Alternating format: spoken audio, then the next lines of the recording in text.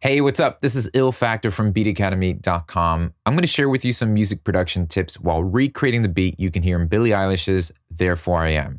So let me show you the finished product.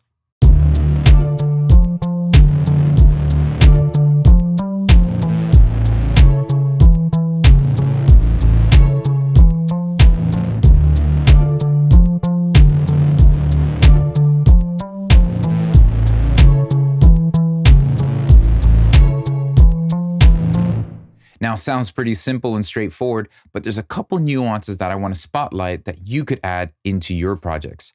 So let's start with the drums. So I have a drum rack here loaded with some sounds, and we're going to go ahead and draw in our beat. So just double click any clip slot here in the session view, and you're going to get a 1-bar clip to work with. And then we need to draw in our beat, but I'm going to change the grid, set over here, every quarter note. And that way I can just hit the pencil tool and draw in our kick. You can also just use Command 1 and 2 to change the overall grid timing as well. And put our snare on the 2 and 4. Now let's go ahead and put our shaker in. And just draw it in like that. There we go. And let's check out what we have. Pretty straightforward. Now, here are the couple nuances I mentioned at the beginning of the video, and that is we're going to change the texture of the shaker. Now, I'm doing this solely because when I listen to the reference, yes, it's a shaker-ish type thing, but maybe it could be like, it sounds like Phineas maybe sampled a zipper. And it's got this, pitch bend happening at the very beginning of each hit. So in order to change the tone and texture of this shaker sound, I'll solo just this. We're going to do a couple things here. I'm going to head over to the controls and I'm going to enable the pitch envelope. And what this is going to do, this is going to allow it to actually change the initial pitch of this sample. So if I put, let's say, the amount up here and I raise the attack, meaning how soon will that pitch change happen, we can change the texture or overall tone of this sample. So let's try experimenting here. I'm going to go up to, let's say, let's try minus, because what I wanted to do is give that scoop. So I wanted to go from a lower pitch to a higher one. Let's go a little drastic, maybe minus 14, and adjust the attack a little bit. Maybe right around here. Let's see what that does. So that's cool. But now we can just pitch up the actual sample. So let's go.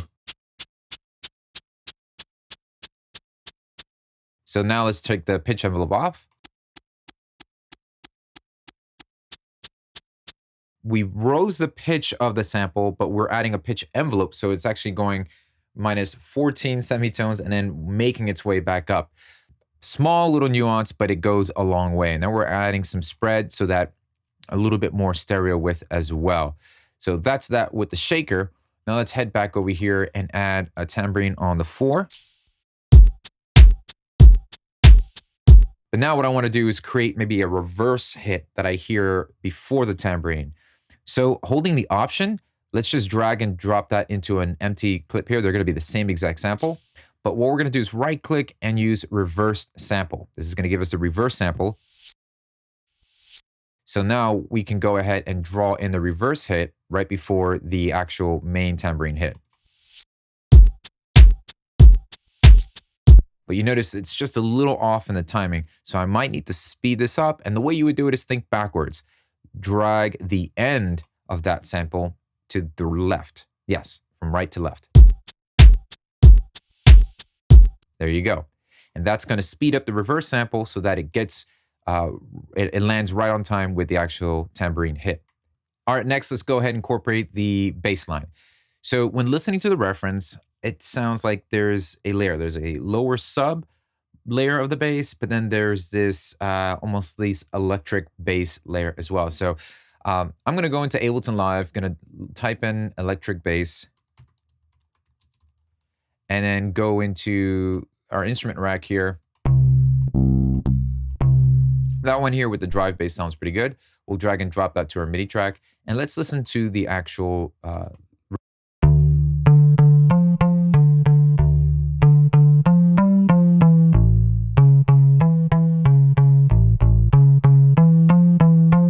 Now, let's go ahead and lower the cutoff so that we can just filter out some of that high end.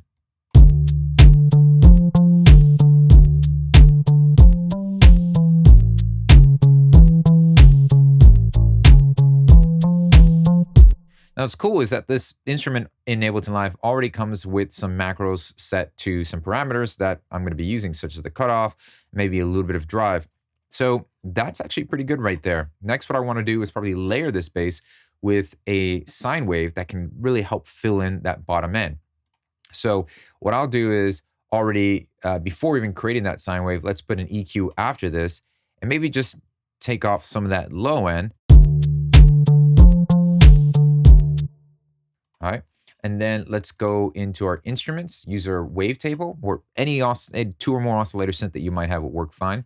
Let's just solo this, copy the same pattern from our first bass line. You can hear the overlaps there with some of the notes. So go ahead and switch it from polyphonic to monophonic so that you're focusing on one note and they're not overlapping each other. We're not trying to play chords with this bass. It's almost there. Let's just use the frequency cutoff to go a little low right here, around 200 hertz. Add some filter drive.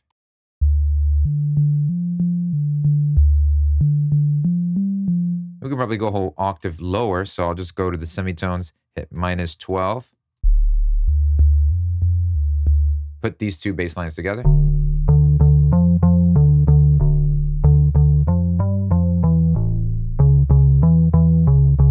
Not bad. Let's listen to it with the drums.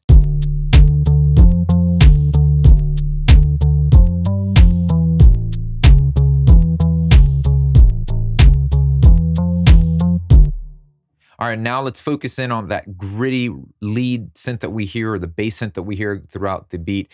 And it really does help glue the whole instrumental together. So for this, I'm going to use the Ableton Live wavetable. And as we focus in on it, I'm listening to the reference. It's got some grit, some dirt to it.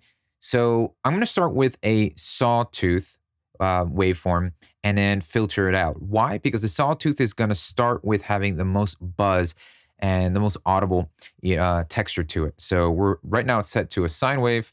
We hit play. We're gonna have to go ahead and go right up to the sawtooth.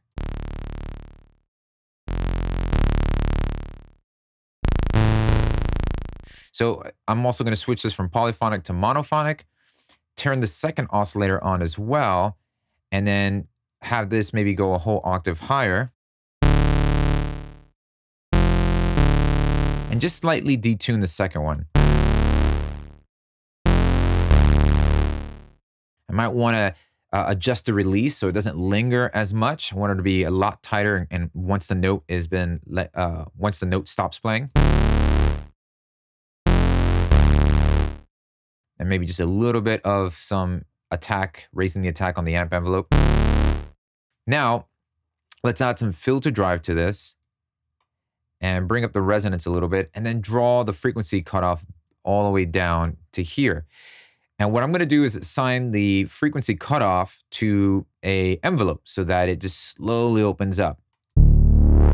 That's what we want. We want that nice, that opening up there. So I need to head over to the matrix and assign the filter 1 frequency over to envelope 2. So let's just try, over here. So you see how the filter's opening up automatically, but it's just happening a little bit too quickly. So over here in our second envelope, let's just raise this up. Let's make it a nice swell there. And then let's go ahead and maybe bring the sustain down a little bit and the release. Let's see what that does.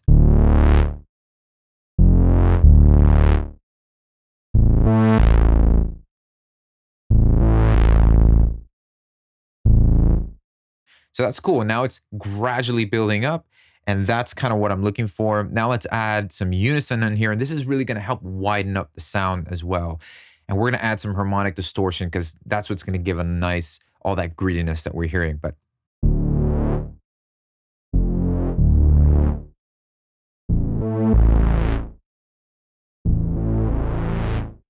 first thing I'm going to head over to is our overdrive. I want to use a lot of the overdrive on here. Let's just put the drive completely on stun, maybe back a little bit, and bring the tone down.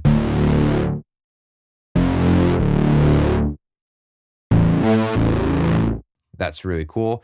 And then some amp simulation too, as well. So we're gonna set the amp. Let's start with the heavy and then work our way down if we need to. And I'm gonna set it from mono output to dual, so we still get the stereo width that we're adding with the unison on there. And let me lower this down. And I'm gonna adjust using the EQ here, the treble. Let's knock a little bit of that down, maybe a little bit more bass, and lower the presence.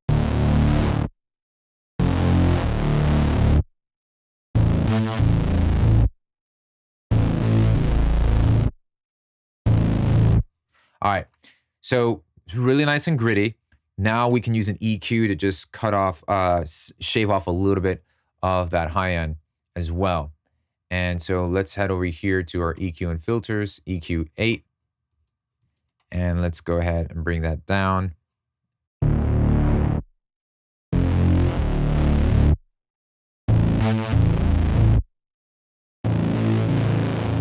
I'm taking some of the low end off as well because we have that other bass that's there. So let me go here into the riff, set it to loop, and now let's listen to everybody together.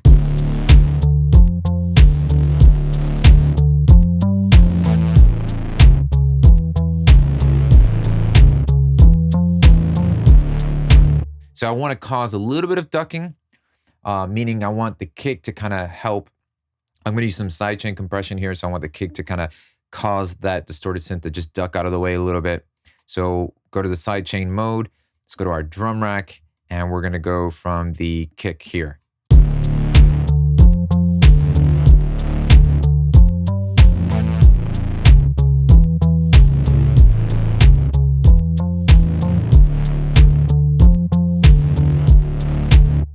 I'm going to send some of that synth over to send B, which is just a stock big room reverb from Ableton Live. That's going to give some more space as well.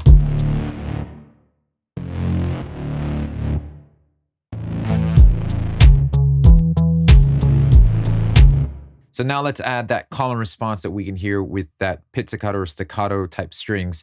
So for that, I'm going to use Native Instruments Contact, and I'm using the factory library. So the strings that just come with that, the string ensemble, and we'll set it to staccato here.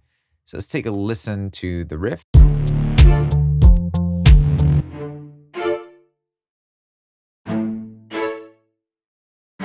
So what I'll do is let's go ahead and adjust the release. So it's just tailing a little bit. And now I'm going to layer these strings with a sine wave so that we get more of this width of a bell, like a bell type of tone to it. So I'll head over to Instruments, get my wavetable, hold the Option key to just drag that same exact performance. Let's go ahead and solo the wavetable. And first oscillator is already set to sine wave. We'll go to the second one and go an octave higher. We will go ahead and switch this from low pass to the high pass, so we can just take out some of that low end.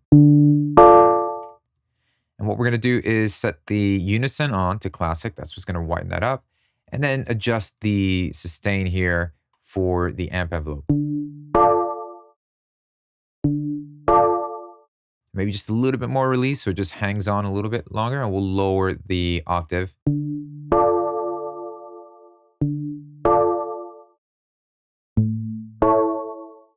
Cool, and then what we'll do is group these two sounds.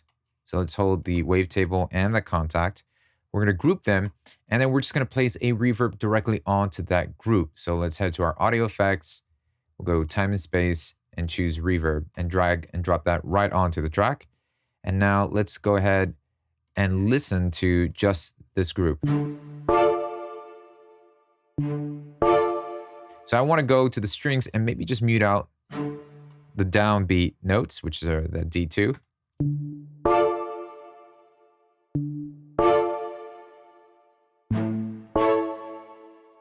Okay, now let's go ahead and see how they sound all together.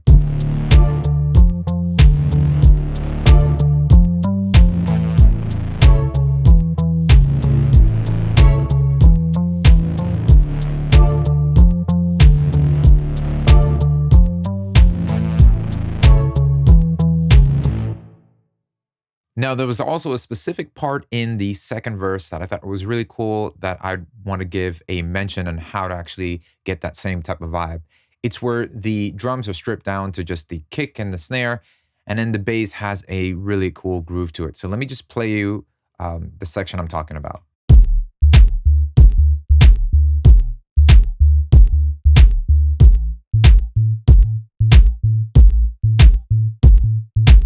And it's the same bass that we had for the sub, but we're doing something different. For this part, I've changed the second oscillator to a square wave.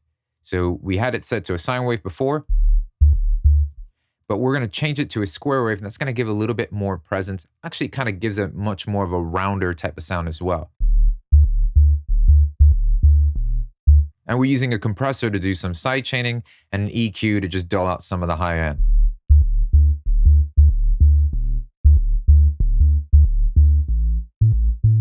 And so with that square wave, really does help give some presence and stick out of the mix a little bit. So check it out once again.